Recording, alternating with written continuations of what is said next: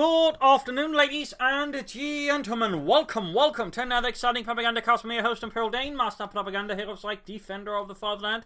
We're off here to a 2 vs 2. Yes, indeed, an actual 2 vs 2 on Val Farmland. Between the West, we got Katitof and Zarok fighting here for the Soviet Union. Socialism. Stalin. Taking on the role here, the 3rd Guards Mechanized Corps versus in these we got Hooligan and VonAsten fighting for Germany, Deutschland. The Wehrmacht, the Oberkommand West here combined, forming up the 3rd SS Panzerdivision Totenkopf.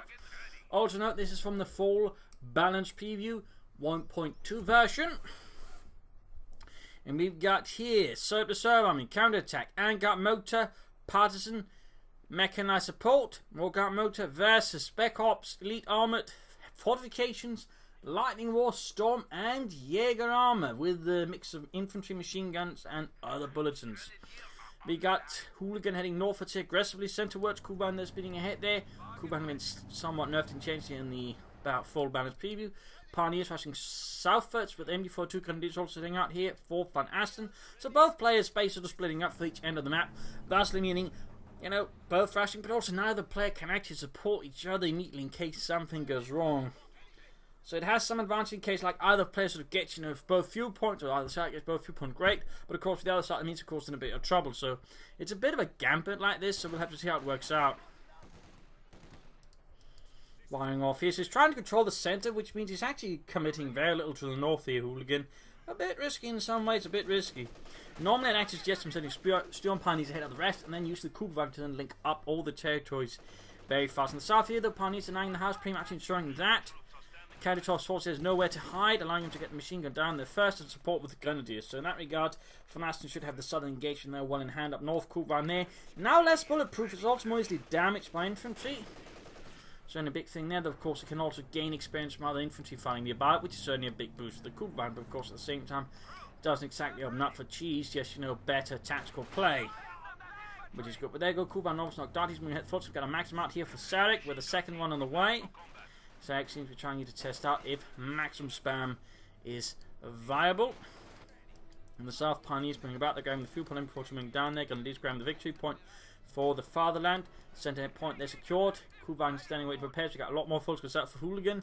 And up north there, just Zarok slowly advancing here. Creeping ahead on wheels and feet. South there being secured by the German army. Strafniki for Katitof. More Grenadiers on the way there for VonAsten. People exchanging the Iron 5 aiming for 1200 rounds per minute. It's bursting away there. The MD42 had an awful lot of nicknames. The Buzzsaw, Hitler's Buzzsaw, Hitler's Violin, Hitlersiege in German, Canada's Ripper, and you know, so on and so on. It had a lot of nicknames. Fortunately, there's engineers up north there, but Maximum in a pretty strong position. Makes out for Hooligan to fire around the center. We can also see there some forces from VonAsten there supporting, so they're slightly beginning to slowly link up in the center. Then in particular, VonAsten is moving towards the center. Now that he feels like he's secured the south. You can see the Katitof setting up for a good counterattack here with a scout car, flame for engineers. And on a large map like this in particular, where it's going to be not necessarily always concentrated, this could be very powerful if Katitof can leverage it correctly, because that way he can suddenly overwhelm VonAsten from an unexpected angle, or for that matter, Hooligan. So we'll have to see how this works out. Again, there's going to be some risks involved there for both sides, but again, if Katitof can play it off correctly, he can do a lot of damage very fast. Up north here, connecting with the opponent troops, there we go. Note the way he's actually moving about, the Skarka doesn't actually hit there straight on, he's actually trying to move up behind, that way cutting off the tree cloth, making it higher there, but also looking for more damage. And there we go, in this case, we can see there, VonAsten Grenadiers quickly panzer fast the scout car, but they will have to fall back. They're under fire from Imperial troops, they're in heavy cover, and there's a flamethrower there bursting away there. Rifle grenade off, doesn't quite hit. Munitions point, them to call the Maxim. Up north here, Hooligan is just charging straight into the Maxims. That's obviously not the best tactical approach there for Hooligan, as you certainly consider some flanking, or perhaps trying to gain the center, then trying to get behind Zarok by just going up through here. Another option could be to rush out of battle group headquarters and get some light infantry guns, but he could very well also on a large map like this, though, a mechanized regiment, and looks a very good choice there. People moving ahead, MD42 covering the Grenadiers. And then got quickly suppressed. Not quite working out there for Strafniki. Katitof certainly struggling a little, but he's also going to commit more towards the center that way, supporting Zarok's southern flank here. That's certainly not a bad idea either. They're basically converging their lines. Very good. Sehr good. Of course, it does mean that the south is a bit weak. In theory, if VonAsten were to do it, he could actually try and flank behind them through here and sort of get behind them. Yeah, it's going for like to make a nice company. Some 2-2s, a half ticket, something like that. Could actually have quite an impact there for VonAsten against the Russians. But there goes Zarok, time flank behind everyone is retreating already. Not enough for Katitof, so that's pretty bad. The entire southern half of the map, they just collapsed with VonAsten like a bubble. Pushing back the troops up north, there's some progress. However, temporarily it seems. Kuban closing in mentions one. We got a lot of damage there. Maxim tearing into the German infantry. There we go, wiping up one of Hooligan's infantry squads. Second Maxim, they're being pushed back. They're being swarmed by German infantry from the 3rd SS, Totenkopf. Troops in reinforcement got the first doctrine. There's counter-attack for Katitof, opening up for penal troopers, K1s, B for howitzers, which now costs less manpower and a bit of fuel to sort of compensate.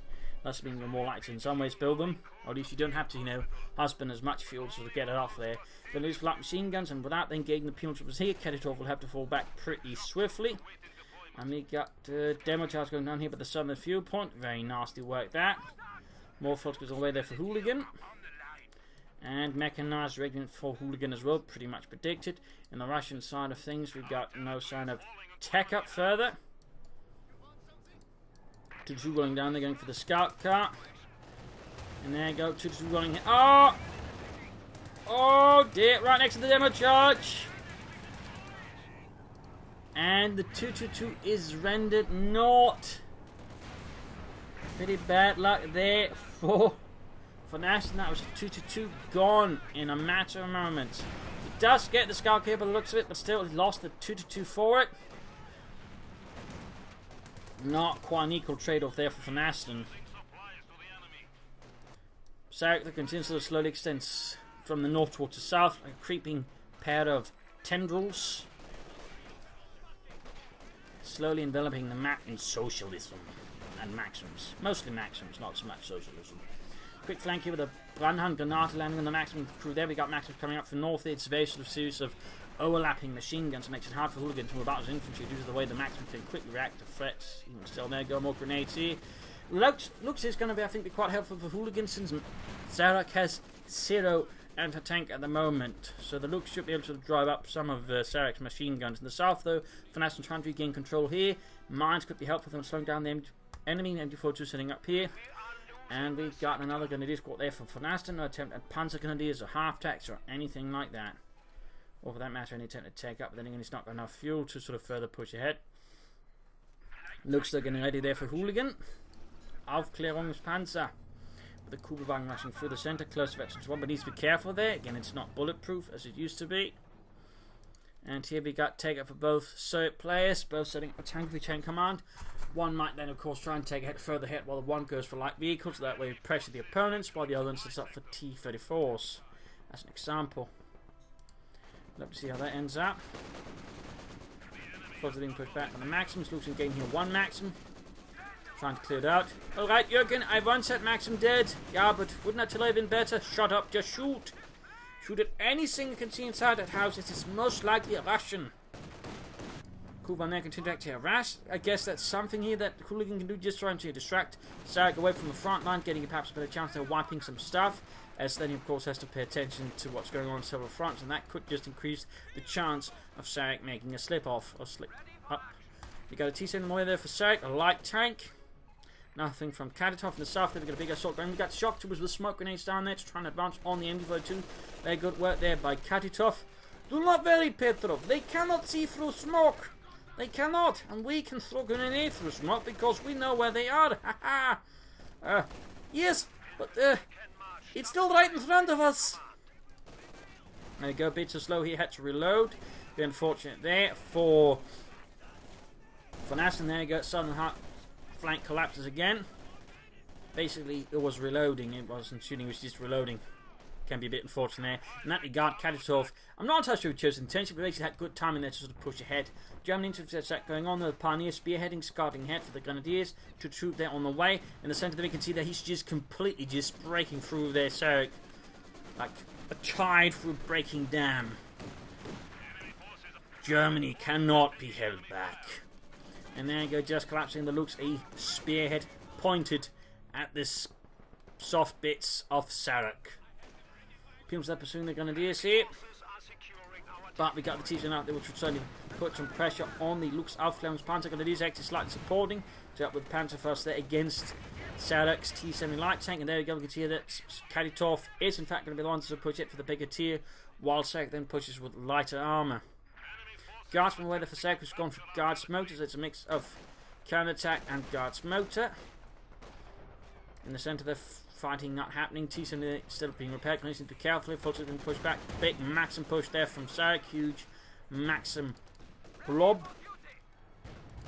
Looks then to support. He pushes back the T7 light tank there with his 2 cm auto cannon. In the south, there Germany being held back here. But Peons, we got the Lux moving into support here. So both players are also on there from the German side. I think scattering their attention a bit much. There's I think of sort of losing control of things there as they're sort of trying to manage things, but. At least they sort of managed to break from the north, which is slightly, I think, disrupted the Soviets. We'll have to see how long that lasts, but they've almost got the Pumas there. He needs to retreat fast. It looks like to move down. They actually had a chance of wiping the retreating Strafniki, which could have been many things, including tank crews. Apparently, specifically, there's an order instated in 1942, shortly, I think, before Stalingrad, of basically the only time that a Soviet tank crew could actually leave the tank is if it was on fire, because they apparently discovered a lot of, in particular the untrained tankers, which was the vast majority of that essentially just running as soon as things got dicey, and apparently they sort of took photos of saw photos of German armoured columns with Soviet tanks, and they rather noticed they had taken absolutely zero damage. So apparently due to some paranoia, they're basically, unless the tank was on fire, they could not actually abandon the tank, and if they did, they were sent into a penal unit. It's a little fun fact. Maxim coming against the Volks. See, we got the two Luke's pushing ahead. They almost got the Strafniki there. That's only a bit of loss there for Katitof. Particularly since actually upgraded them with anti-tank rifles. And yeah, we go get the wipe. We got T7 on the flanking here. The German reconnaissance column, if you will, there as it pushes ahead there. Auto cannon fire raking against the T70's light frontal armor. To that being pushed back. Almost got it though. Germans now control the map to an extent again here. A lot of back and forth between these two sides. Nothing further going on the German side. No tech up. We got more Guardsmen rhyme there for Zarok. We've by the way got like 5 Maxim machine guns. That is a lot of Maxims. But there you go. Continuing harassment by the Kubwein. That's actually pretty good there by Hooligan. That is actually pretty good. There's risking losing at this point, but still, he's actually able to consistently move in, sneak past the Russian defense, that way cut off the resource lines repeatedly. That's pretty good there by Hooligan. That is actually pretty good. I think an attempt at rifling did not work out there for FNAS's men being held down the apple orchard there by the Maxim. The shock troops then counter-attacking. In the south here, going to these five versus penal troops, only a lot of fighting here and there. A large and now more sort of coherent front from both sides, with Hooligan still trying to sneak through here the gaps that Zarok presents in the north, and so that way, you know, hit the squishy bits. Katitof has suffered quite gravely. His unit preservation perhaps at times struggling. He's also flooding a bit of manpower. Bit of fortune there for him. He might also be aiming, of course, with the KV-1, but he needs to still, you know, keep a certain amount of infantry on the front line.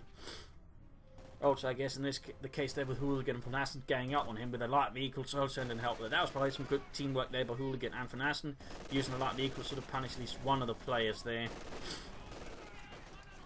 So very good work there. That's certainly, I think, to an extent, maybe made it easier for VonAsten to help from the south, but he's not actually committing a lot, which still allows Katitof to gain local superiority there through better infantry. Though, again, Katitof needs to spend some of that manpower to sort of fill out some of those gaps here, because that's not going to look too good.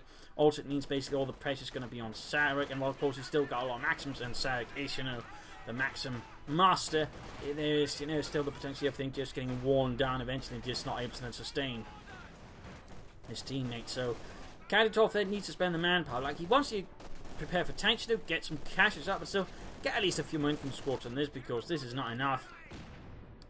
This is not enough.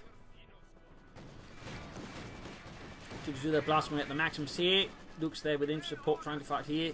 Gets the northern house where Zarok seems to have dug in with Guardsmen and some engineers. And further up north there, Maxim's Guardsmen pushing ahead there. MG34 trying to cover here, but it's actually a pretty terrible support position, because the tree line here covers up. And oh, we got a Stuka and thing out here from Hooligan, adding some rocket artillery there versus Zarok's lines getting one of his Maxims. VonAsten with the lightning ward, so it leaves only Hooligan without a doctrine in this slaughter of a fight.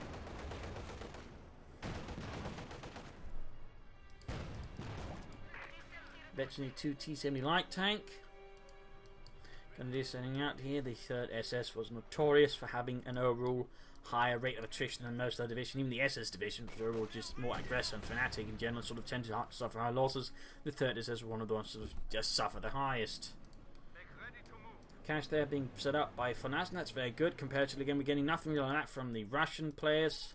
That way they could support each other. You can see there, though, Katitof's all of a sudden expending a lot of manpower, partly on reinforcement, but also new units, which is good. They're still thinking benefit from a fuel cache somewhere.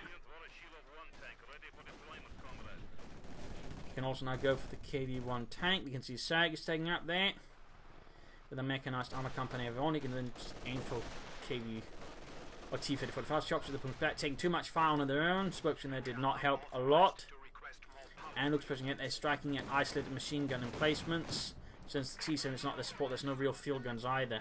Tag up for Hooligan, looks like a spare punted quarters next, I hope.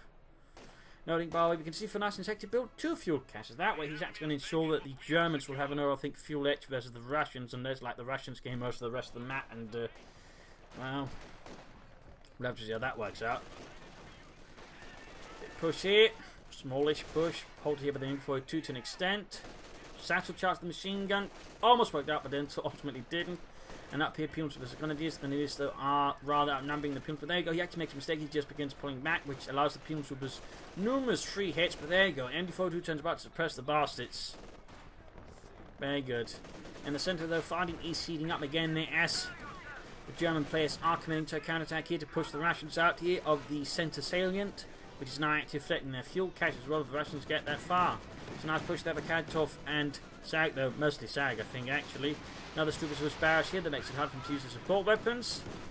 And at the same time though, Katitof here is finally able to bring his plan to fruition to an extent with a KV-1 tank.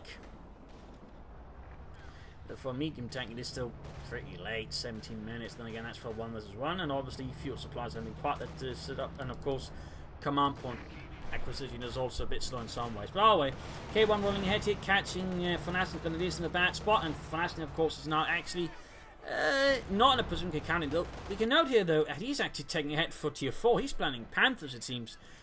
I mean, considering the lead he had and the fuel cache, that's actually a pretty solid strategy there by VonAsten there. Got a T-10 as well, very good, very good. Germans looking much stronger here now versus the Russians. Again, Katitof is has a small, I think, window to do some lot of damage here to maybe push back the Germans a bit with this KV-1. So going for T-34 on 6, but they need to be fast here before VonAsten begins bringing up the Panthers and consolidating things too much. Trucking about there.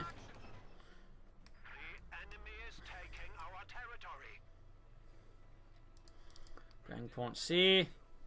Hooligan's forces are a bit extended. That's going to mean it's going to be very easy for Decisive to push through there and secure the entire northern half of the map again.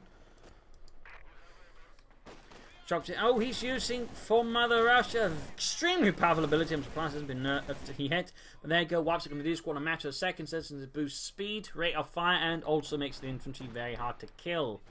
It does a lot of things. But there you go, machine gun there setting up, suppressing the shocks. Was hopefully in a matter of moments. There we go, hops in the middle of the road. Comes to push back, but now machine gun going to force here. K1 not supporting. The K1 in fact all the way back there. Pumes were shifting away. Might want to get the tanks to support his infantry. That's rather what the K1 was meant for. Engineers push back there. So continue up through here. And we got mines going down to that way, slow down any counterattacks from Hooligan. But maybe to catch up as it looks, and that way make it easy to deal with. Satchel charge off of the house. K1 still not moving. Has Katitof forgotten he's got a K1 there? That's definitely a bit of a miss considering how much info there is the K1 could just rate. And there you go. Crew gets its orders and pushes ahead. Come on, Pushkin, we have to push back the fascists. Stop saying that! What? It is true, we have to push back the fascists, Pushkin. Pantophos and the K1.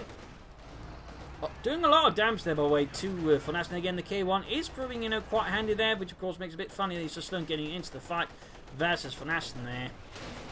There you go, 2-2 versus the K1. That is a lopsided battle there in favour of Katitof's KV-1. T-34 as well. So the Russians do have a bit of an arm advantage at the moment here versus the Germans, with of course VonAsten. That is all being rectified there with a Panther on the way. Panzerfaust fails to do much there against the KV-1. The K1 moves towards the centre there. Northern side, they can into pressure here.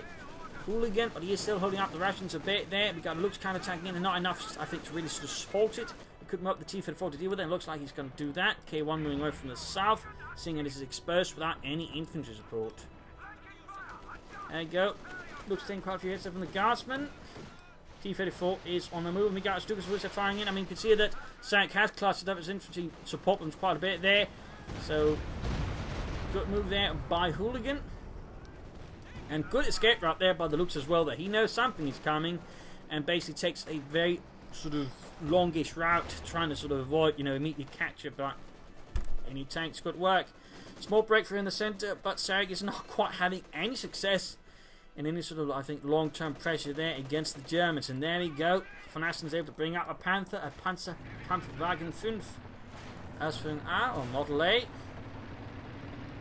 Since the rear there, you can see sort of exhaust pipes, there's a few radiators there, pipes on it as well. That was pretty much the Model A, plus turret hatch there, well, not turret hatch, but driver's hatch at the front. That was also A, but also D, but you know, that, and then of course the turret, you know, matla as well. Model G would have had no hatch there for the driver, and also the slight chin, if you will, on the matla as well.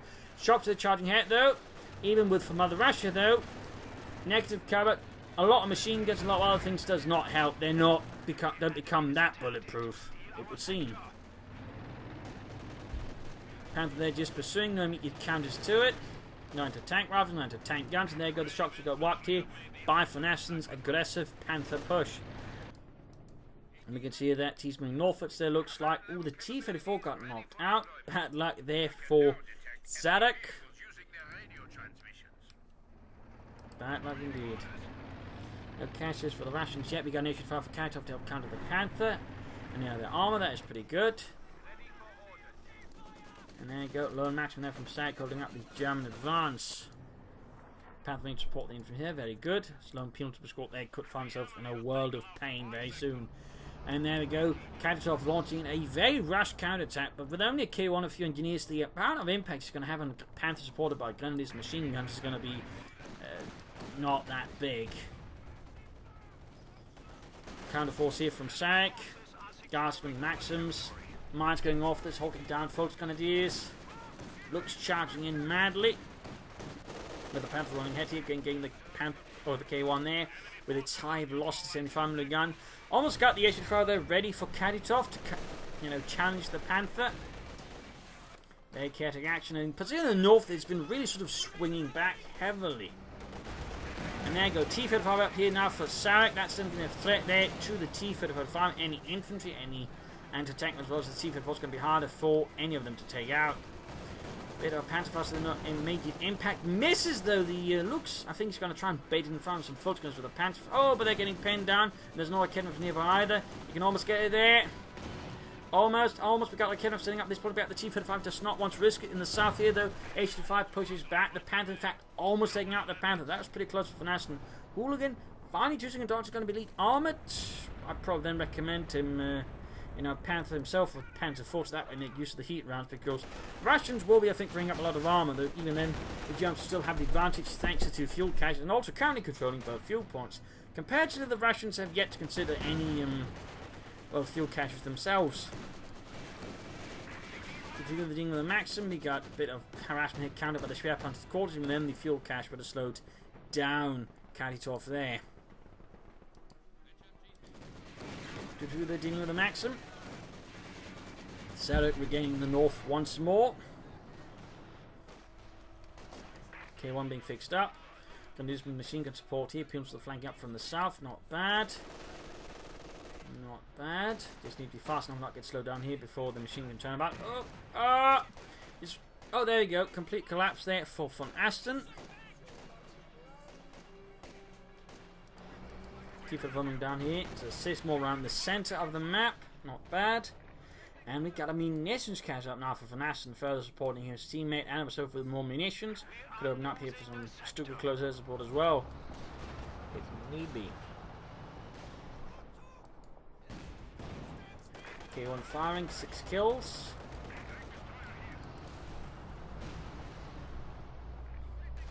He's actually gone up 7 Maxims? Oh, he's also got an MG34, but that's still 7 machine guns. Kind of feel that's a bit overkill there for Zarok. Doing better off with some anti-tank weapons, some field guns at the very least, more infantry, some fuel caches. And Hooligan going for a Storm Tiger. Not a fan of that one. Not a fan of that one. I mean, there's a lot of support weapons, I can deal with it, but again, there's also an increasing amount of ration armor, at which point the Storm Tiger could find himself in a bad spot. But again, if you use it correctly, it could still be quite nasty.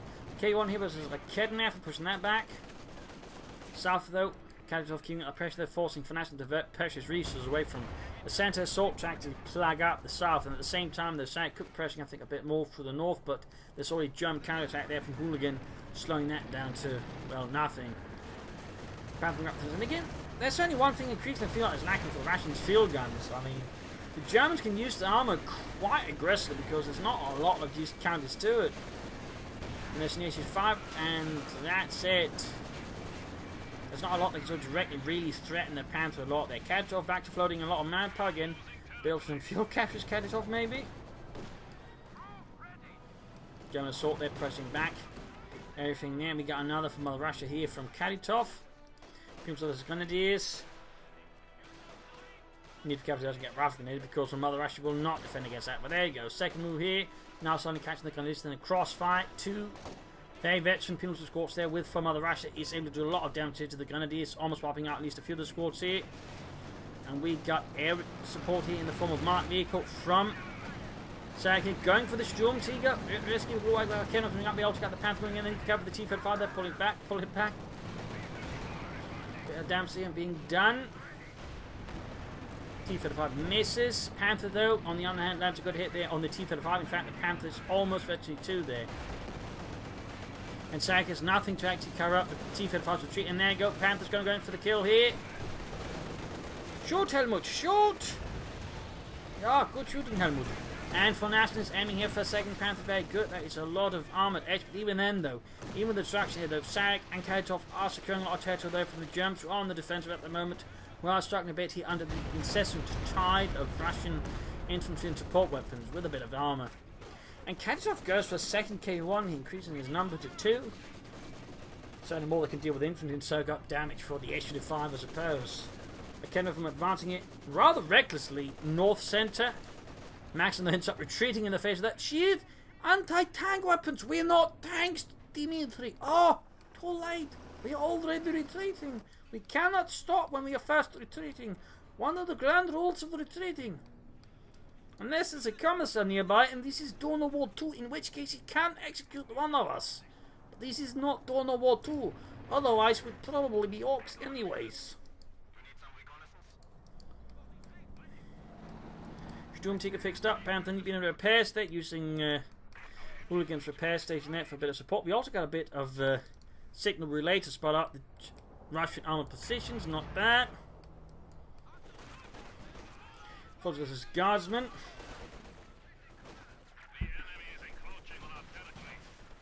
Zarok there. With a fresh T-35 having lost the other one. Needs to be a bit careful with his tanks, and there you go. Panther moving up, HE5K1 to 18 gauge, penetrating hit from the 85 with the gun of the HE5. The Panther falling back, though, does not want to enjoy a prolonged encounter with that. K1 misses.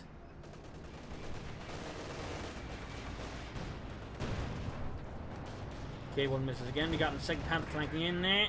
Almost 52 on that one. HE5 can't support Max with the taking the flanks from the inter-assault. Panther gets it up here.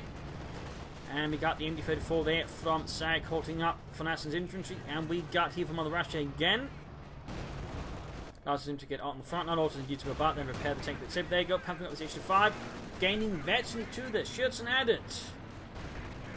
Panther slightly being forced back here.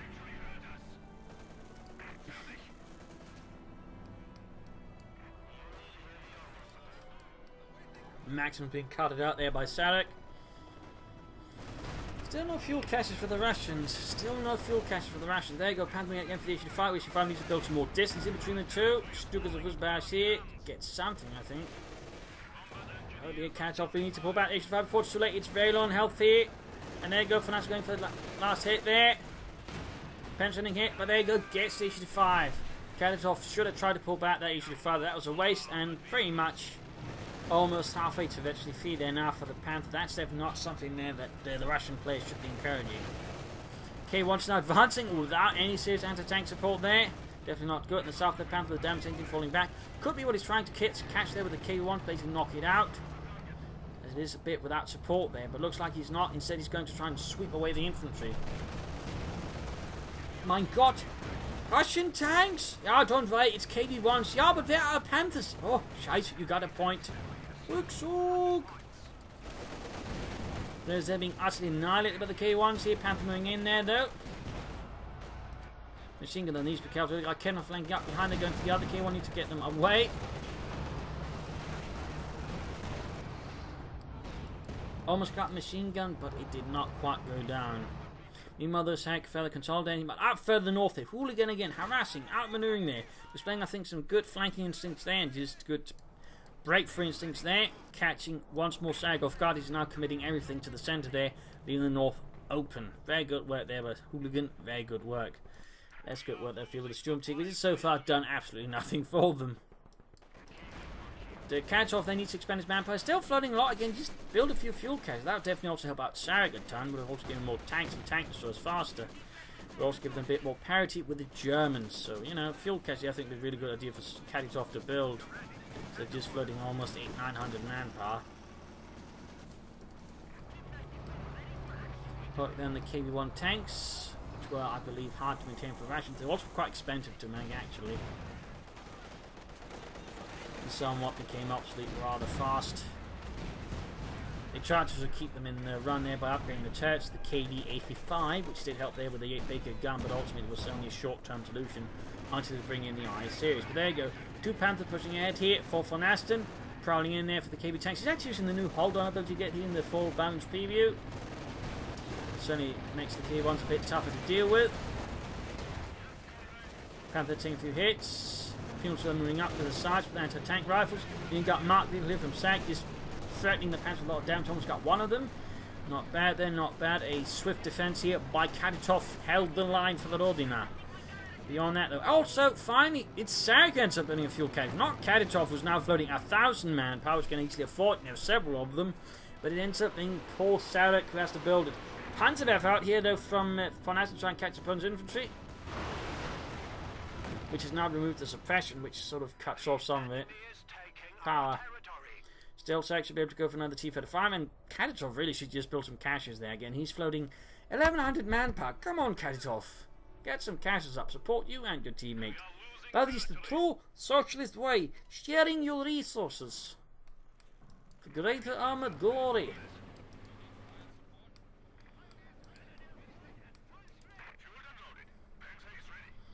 Panther there, still halfway to veteran defeat. Katitof expending resources, going to finish 5 more. Still could build caches though. I'd really love to see at least a couple of caches there from Katitof. Would also make it harder for the Germans to harass with the Kubelwagen infantry, which would also, I think, benefit the Russians a bit there, because that's one thing that Hooligan has been making very good use of.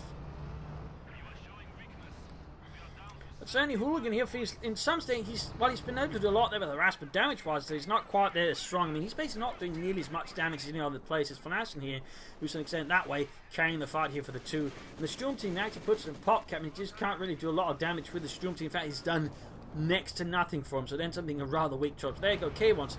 Entire southern front is open. In fact, the Germans are concentrating everything on the centre, risking a Stalingrad situation. But again, they do fight for the map, but they lose everything else and get encircled and destroyed. So, pretty risky move there, actually. Pretty risky move. So again, the eye help that Katitof is not using his resources fully efficiently. He's finally getting the rear. Caches in the south being cleared out. T-35 there, stuck and destroyed. Taken out here with the Sturm Tiger. Almost. So finally, Sturm Tiger is doing something there for Hooligan. Was also filling manpower, but he can't do much with it. That sort of caused him the bigger difference. He can't build caches, so there's more of an excuse for him as for Katitof, and not much so. Okay, once again, the Panther there head on. We got a second Panther moving down. That's going to be a really difficult engagement here for Katitof, because 2 Panthers versus 2 K1s. I mean, the Panthers will win that one, particularly their veteran. You got anti-tank penal troopers there trying to hoorah ahead Sato charge here, which you know, by the way, can't go actually get within range. Got Stutzers fire there. Heavy losses there. Machine gun from the Panther doing their bit, but of course, in this case, 1 damage for the Panther with a damaged engine. Then it's being held down here by the machine gun, guarded by some are manned by some glorious guardsmen.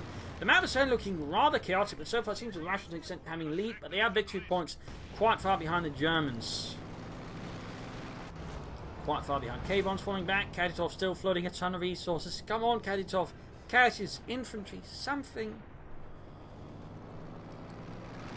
Another T-34-6 this time for Zarok. Doesn't want to wait for T-35. He just wants some kind of tank out fast for the motherland. Sitting out there rapidly. Sturmtiger sitting out there for Hooligan.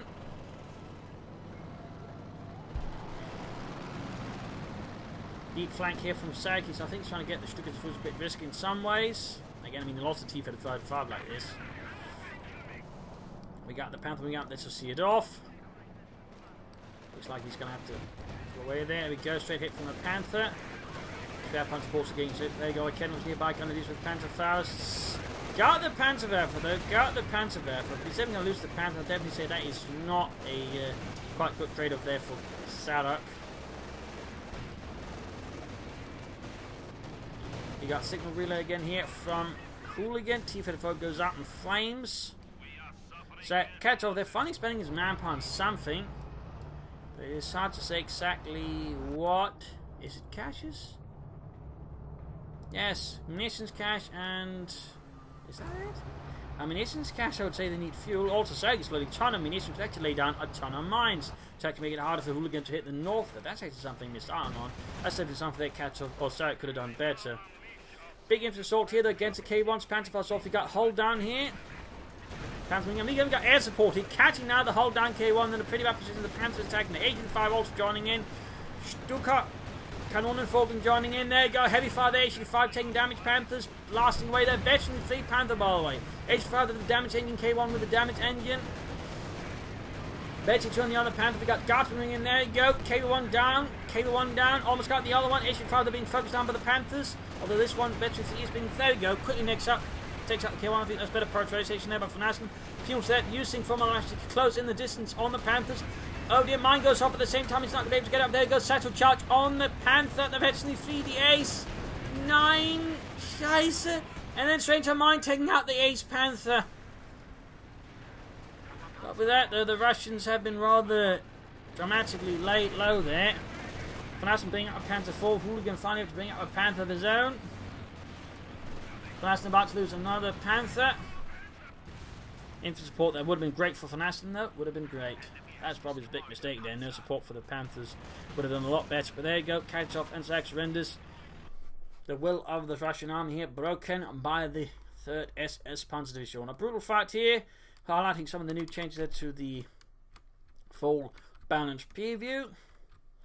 So hopefully that has been interesting for some. But also just the 2 as some people ask for. But again, it's just difficult for me to find a 2 as 2 that actually looks remotely interesting. This is just a mindless meat grinder here. Though some maneuver, some shifting of resources and the likes there. Would have been nice to see some smoke screen from other player. Overall though, Katitof Hooligan except for weaker players. But I think overall Hooligan did better because he wasn't just consistently floating resources. He could have done something with. That's the important thing. Hooligan was actually stuck with a float because he can't just build bunkers or caches or anything. He can't do anything with it at a certain point. Whereas Katitof could have built caches that could have supported him and his teammate sooner. Again, he could have built a lot of fuel caches, allowed Zarok to push out a lot of tanks faster, and could have allowed Katitof to push out a lot more tanks. So in that regard, I do feel like Katitof there sort of could have done better here overall. But overall, a nice aggressive fight here on Val Farmlands. So I hope you enjoyed this match. Hope you learned something from it. If you did, why not subscribe, tell your friends, share it with everyone. If you like what I do consider supporting it by pledging on Patreon or supporting my PayPal. Links in the video description. This is Imperial Lynching. Cheers. Thank you all for watching. Hope to see you all tomorrow for another episode. Bye.